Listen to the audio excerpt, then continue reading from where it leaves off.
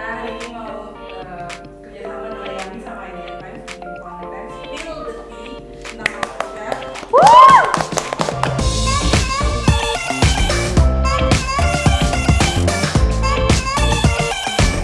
Hai semuanya, kenalin nama aku Gilang Ramadan. Aku peserta MasterChef Indonesia Season 3 dan kebetulan dieliminasi di 10 besar.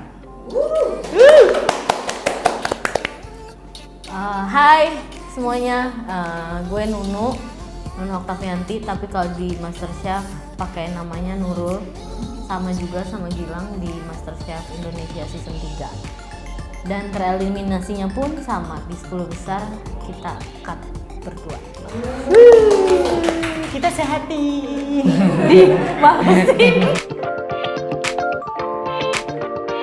Aku sebenarnya sebelum MasterChef itu kuliah. Nah kebetulan pas MasterChef itu aku baru lulus kuliah. Jadi motivasinya tuh dulu aku tuh kan sekolahnya teknologi pangan. Ilmunya ilmu gizi yang diajarin, tapi kita di sekolah tuh di kuliah tuh nggak pernah diajarin cara masak yang beneran dimakan sama manusia. Jadi kayak pengen nyambungin latar belakang pendidikan sama ilmu masak yang nantinya pasti akan didapetin di MasterChef itu. Kalau gue waktu itu gue lagi masih jadi mahasiswa, tapi kebetulan lagi cuti kuliah gitu karena nggak punya duit buat bayar kuliah. Gitu. Sedih beb. Kalau gue sih simply aja karena gue pengen waktu itu gue kuliah, gue biayain kuliah gue sendiri, bayar semesteran sendiri. Terus nggak punya duit, terus gue tuh kuliah kadang sambil jualan risol. Pada gue cuma usaha kecil-kecilan, kayak gue pengen punya toko. Kalau gue menang MasterChef, gue punya duit. Kalau gue punya dapur yang bagus, gue dapat duit, gue bisa bikin toko gitu. Motivasinya cuma itu doang, nggak ada lagi yang lain. Bahkan pas apply pun kepilih, gue diwanti-wanti sama kakak gue, lo jangan sampai jadi drama queen, lo masuk TV, lo kalau mainan TV itu kayak gimana, harus tahu lo nggak boleh drama, lo nggak boleh kayak bawa-bawa background family lu, apa gimana, lu nggak boleh bawa masalah keluarga lu nggak boleh jadiin bahan ini. Oke, gue bilang ya udah, tapi ya lo pastiin itu, lu kalau mau ikut MasterChef lo harus bisa ini apapun yang terjadi. Ya udah, oke. Jadi keinget. Wow, apakah perlu kita bongkar? Apakah bener kalian yang lari-lari? Bener sih itu bener Kalau banget. misalnya dibilang itu settingan cerita apa? Ih, kita marah besar, Ih, gua kesel. parah. Karena itu beneran kita kompetisi, nggak kayak kita cuman pura-pura kompetisi gitu. Kita beneran kompetisi, kita beneran berpacu dengan waktu, masak beneran gitu. Kayak sikut-sikutan juga pun ya, Sikut-sikutan ya, yang memang sikut-sikutan. terjadi gitu. Makanya kenapa kalau kita agak dengar orang bilang itu settingan, ya kita nggak tahu ya itu settingan apa enggak, tapi kita yang ngalamin kita marah karena kita ngalamin juga sama seperti itu. Di waktu 60 detik dihitung dari 10 sampai 0 harus angkat tangan pun itu beneran real. Terus tengkar sama temen gitu beneran real. Ini acara TV yang nggak mungkin nggak ada skrip, tapi ya pasti ada skrip kan, jalan ceritanya masakan ini apa, challenge-nya kayak gimana, jenis challenge-nya macam-macamnya beda, bedanya kayak gimana pasti ada. Cuman kalau misalnya kayak ada drama-drama yang konflik itu tuh kita harus bilang mereka tuh kayak ada orang dari RCTI dan Fremantle punya tim namanya tim story. Jadi kayak kalian gini yang interview kita gitu. Jadi mereka nanya gimana sih tadi masak ini gimana. Terus nanti ada juga yang nanyain orang berikutnya, ini gimana? Oh tadi si ini orang ini bilang loh sama masak, sebenarnya lo nggak bisa masak apa gimana gitu. Jadi mereka punya tim sendiri yang mengambil cerita-cerita dari kita untuk gitu. ditampilkan gitu. Jadi jeli banget gitu loh. Bahkan di belakang Di belakang pun kita jauh lebih besar berantemnya. Iya. Bener. Mimi sama Kevin waktu Mimi itu. sama Kevin sama aku juga pernah sih sama Mimi. Tempatnya apa, jadi kayak hotel apartemen gitu di sekitar daerah Jakarta Barat. Di situ tuh kita barengan juga, waktu itu kita barengan apa? X Factor sama Idola Cilik. Mereka juga di situ. Jadi dikumpulin di Jadi sana. semua yang acara ajang-ajang itu semua ada di satu tempat itu. Terus pembagian kamarnya tuh rolling, waktu kita 60 besar tuh gila banyak banget orangnya, penuh. Ada nenek-nenek, ada nggak Ada kakek-kakek ngondek, Allah ada Akbar. kakek. Jadi di rolling tiap ada yang keluar rolling, tiap udah keluar rolling, tiap udah Dan keluar pinternya rolling. mereka, kalau mereka udah tahu misalkan nih aku sama Nunu musuhan, percayalah akan jadi satu kamar. Iya, disatuin bener.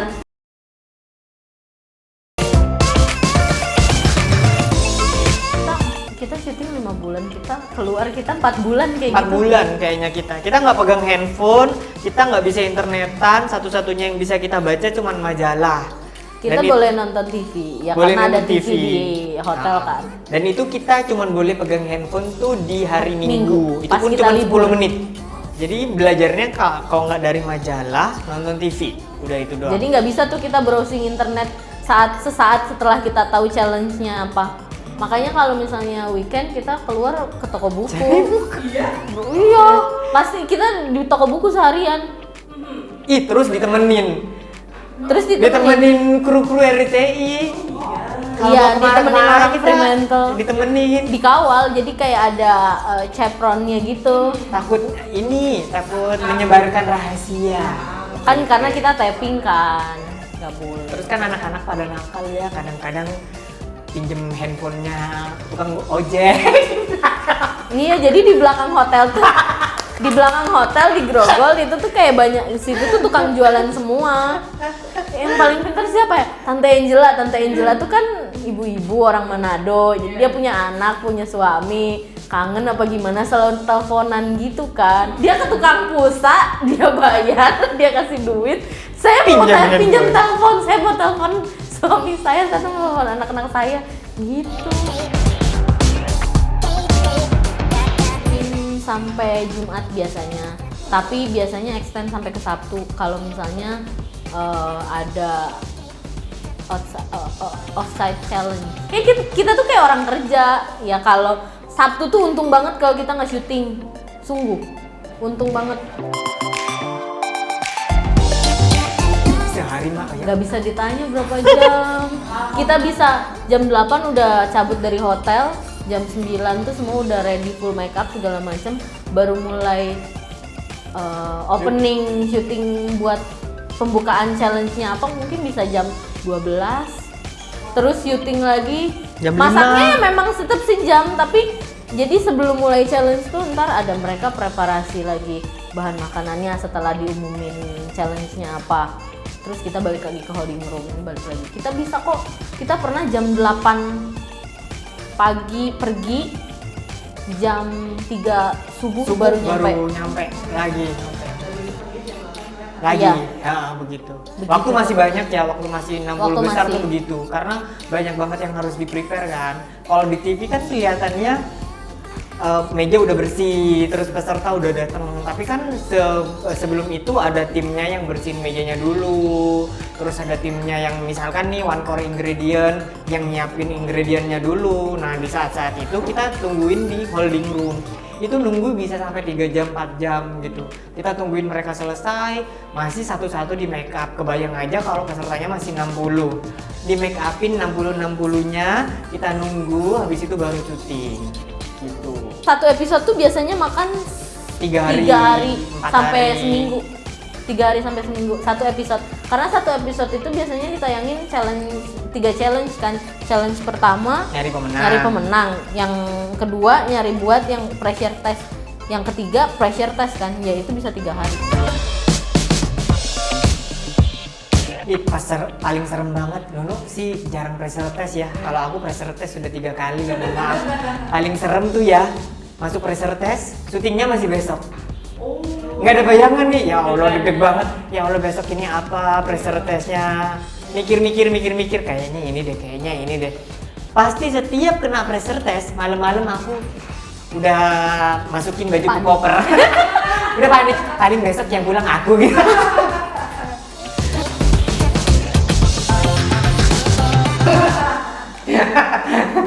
Kalau aku memang favoritnya dari dulu Chef Gan, karena mungkin dia lebih tua, lebih banyak di dapur kali ya. Emang mungkin. suka kebapaan ya. Emang suka jadi gitu. Lebih kebapaan, lebih bijaksana, terus lebih ngasih tahu. Kamu tuh harusnya yang sebelah sini tuh ke sini, gininya. Ketika Ya, mereka udah tetap dijuriin, ngasih. mereka udah tahu nih siapa yang mau pressure test. mereka kasih tahu kita gitu loh, kamu harusnya di sini, harusnya warna ini sama warna ini, mereka juga kasih tahu gitu loh. Dan yang banyak banget komentar yang aku catat ya komentarnya Chef Degan.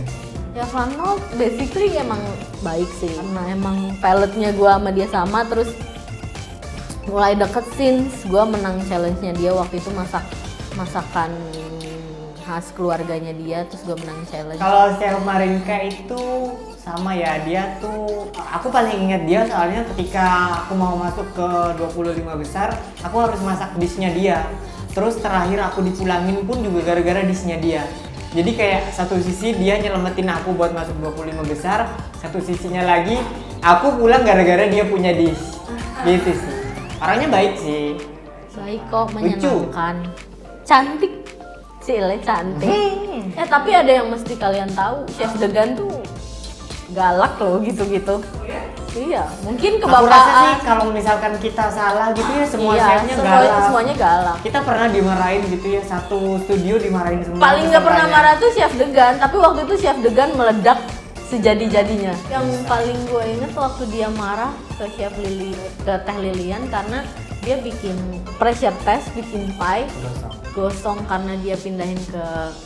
Jadi Chef Degan udah ngasih tahu Lilian pindahin ke atas, ke rak bagian atas biar nggak terlalu gosong. Ternyata Teh Liliannya lupa matiin api atas. Terus suddenly tiba-tiba kitchen tuh berasap, keluar asap dari itunya, gosong. Jadi pumpkin pie-nya tuh harusnya kuning, golden yellow gitu. Dia hitam,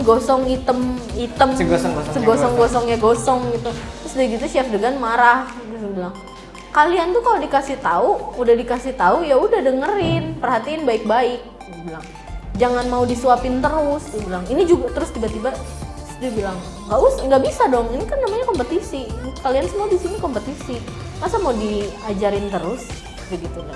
Ini juga berlaku buat semua kalian yang di atas, kan kita yang di atas kan kayak gila marah, terus udah gitu kita kayak cekikikan gitu. Ini juga berlaku buat kalian semua di atas, perhatiin kalau misalnya lagi ini, jangan cuma nonton doang, mati lu bilang galak enggak nih, gimana wow gitu. Ternyata wow. Ya kalau dari aku sendiri setelah ikut MasterChef itu sebenarnya ada baik sama ada buruknya sih buat aku ngerasa ya. Karena pertama kali keluar dari MasterChef tuh aku pengennya aku kerja sesuai dengan background pendidikan aku. Jadi kayak pengen masuk lab, pengen masuk industri dan segala macem. Dulu cita-citanya pengen kerja di PPOM. Tapi ketika udah ada CV yang di situ tertulis ada MasterChef-nya, mereka jadi ngeraguin, kok kamu pernah ikut MasterChef, kamu yakin mau kerja di sini gitu. Dikiranya tuh pengen ikut casting yang jadi di TV gitu, tapi sebenarnya enggak. Itu susahnya karena mau cari kerja yang sesuai dengan background pendidikan itu rada susah. Terus senengnya yaitu dapat kerjaan yang sesuai dengan hobi, jadi kayak kerja tapi mainin hobi gitu loh, senangnya segitu, jadi jalannya kebuka gitu loh. Pengaruhnya apa ya? Pengaruhnya lebih sadar aja kalau ternyata passionnya tuh memang di dunia kulineri gitu. Jadi entah itu mau jualan atau jadi kerja di tempat orang, itu jadi sadar. Makanya setelah MasterChef, padahal masih kuliah, tetap nerusin kuliah, tapi waktu itu sambil kerja. Mulai masuk industri kuliner yang profesional agak susah sih karena nggak punya background kulineri, cuman MasterChef doang. Ada sertifikat MasterChef itu nggak ngejual men ternyata gitu. Cuman setelah itu ya punya nama lah, jadinya kadang-kadang diundang untuk cooking demo apa segala macam, itu jadinya ya akhirnya gue terima sebagai suatu blessing aja gitu.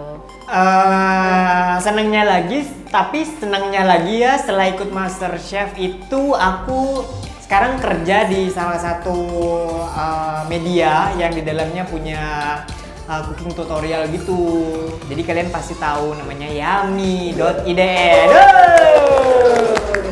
Jadi kayak kita punya wadah untuk menyalurkan passion dan hobi kita gitu loh. Kayak masak sesuai dengan apa yang kita inginkan gitu. Kayak nggak usah dipager-pagerin, mau nyemplungin santan sama tepung pun juga kita boleh karena namanya creative chef. Kalau senengnya setelah bisa mencicipi beberapa tahun di kitchen profesional, sekarang akhirnya ya ingin rilis dulu. Jadi hampir setahun setengah ini udah sama juga kerja di Yummy sebagai creative chef yang kita ngasih share resep-resep tutorial memasak gitu. Jadi kayak gue juga pengen nunjukin ke orang-orang yang pengen terjun di dunia kulineri tapi sama kayak gue nggak punya pendidikan masak yang formal, tapi tetap bisa masak, tetap bisa terjun di dunia kulineri gitu. Jadi dengan Yummy maksudnya jadi pengen share gitu kalau masak juga nggak perlu menempuh pendidikan formal aja, jadi bisa mendapatkan kayak pengetahuan lain tentang masak secara gratis gitu. Makanya gue join sama Yummy gitu. Kalau kata orang mah, as long as you have integrity, passion, and talent in the kitchen, everyone is equal. Yeay! Gitu. Kata siapa? Kata Chef Mandi. Jadi, buat kalian yang mau belajar masak, kalian harus tontonin apa, Nu? Yummy.idn. Jangan lupa follow Instagramnya dan juga di Facebook page-nya. Apalagi ya, tonton terus yang rajin, subscribe juga, like, save video-video masaknya. Karena Jangan lupa follow kita berdua. nanti Instagramnya ditulis di bawah. Nanti ditulis di bawah. Terus jangan lupa pesannya Yummy, DNA-nya Yummy, #masak itu gampang. Bye.